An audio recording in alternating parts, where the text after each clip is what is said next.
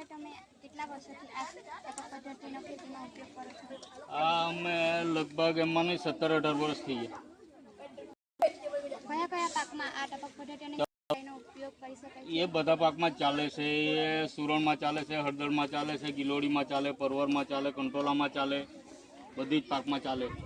ટપક પદ્ધતિ પહેલા તમે કઈ રીતે ખેતરમાં સિંચાઈ કરતા હતા? ટપક પદ્ધતિ પહેલા ખેતરમાં છૂટું પાણી ઉભાર દ્વારા મૂકતા હતા. તમને આ બે પદ્ધતિમાંથી તમને કઈ પદ્ધતિ ફાયદાકારક લાગી? નહીં, એ ટપક પદ્ધતિ નંબર 1 પર ચાલે છે. ટપક પદ્ધતિનો ઉપયોગ કરવામાં તમને કેટલો ખર્ચો થયો? ખર્ચો એમાં થયો લગભગ 2 એકરની અંદર 60,000 ખર્ચો થયો 17-18 વર્ષ પર. આના માટે તમને સરકારશ્રીએ કોઈ સબસિડી આપી? ના, આપી ને સરકારે સબસિડી 75% સબસિડી આપી. શું દરેક ઋતુમાં આપણે ટપક પદ્ધતિ સિંચાઈનો ઉપયોગ કરી શકીએ? હા, દરેકમાં એટલે તો સિસ્ટમમાં જો લઈએ તો દરેક વસ્તુમાં જ કામ આવે. ટપક પદ્ધતિ કયા કયા પાકો માટે વધુ ફાયદાકારક છે? એ સુરણમાં, હળદરમાં, પરવરમાં, ગિલોડીમાં, કંટોલીમાં, સુરણ કનમાં બધુંમાં જ ફાયદાકારક છે.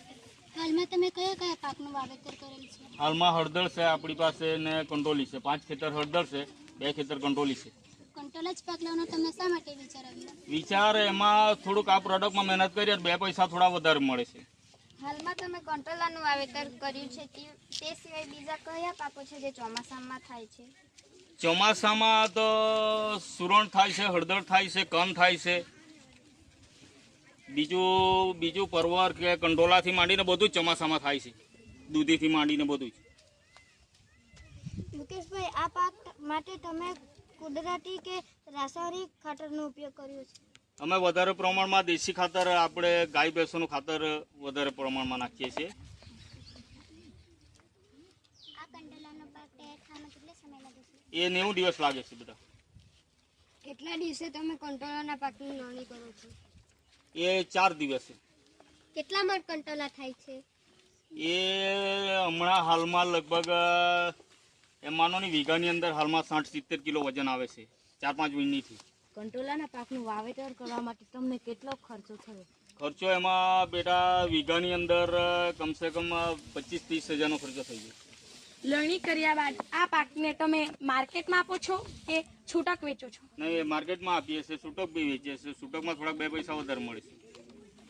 આ શાકભાજી સાથે તમે કયા પાકનું વાવેતર કર્યું છે?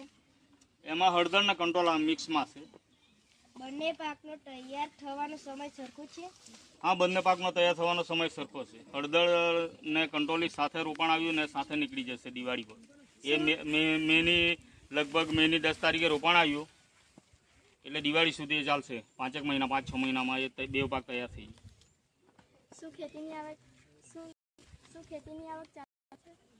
ખેતીની આવક તો બેટા એ તો એમાં એવું કે સિઝનની કિંમત છે.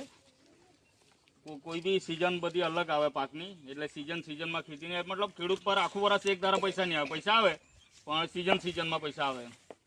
શું ખેતીમાં તમને ફાયદો થાય કે કોઈ વાર નુકસાન પણ? નહીં, ખેડૂતોને થોડુંક ધ્યાનપૂર્વક આપણે મહેનત કરીએ ફાયદો ને ખેતીમાં.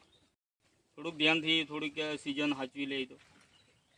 શું ખેતીની આવકથી જ તમારે ઘરનું ગુજરાન થાય છે કે પછી તમે બીજો બિઝનેસ બેટા કોઈ નથી, ખેતીથી. મુકેશભાઈ, તમારો ખૂબ ખૂબ આભાર. તમે અમને ખેતીને લગતી માહિતી વિગતવાર સમજાવી અને તમારા પ્રત્યે અમને ખાસ માહિતી જાણવા મળી અને તમે તમારો કિંમતી સમય અમારા પ્રત્યે આપ્યો તે બદલ હું સર્વે વતી આપનો આભાર માનું છું. Very good, thank you. ચાલો ભાઈ, આમ પાછળ ઉભા રહે આમ સાઈડ માં નીકળ્યો તે આંગણામાં જઈને ઉભા રહો. આંગણામાં જઈને ઉભા રહે. ધીમે ધીમે જાવ, વેલા નહીં તોડતા. ના, કઈ નહીં, સાયામાંથી કોઈ બેવાય નહીં. ઉપર ચડ્યો. એકદમ આસ્તે,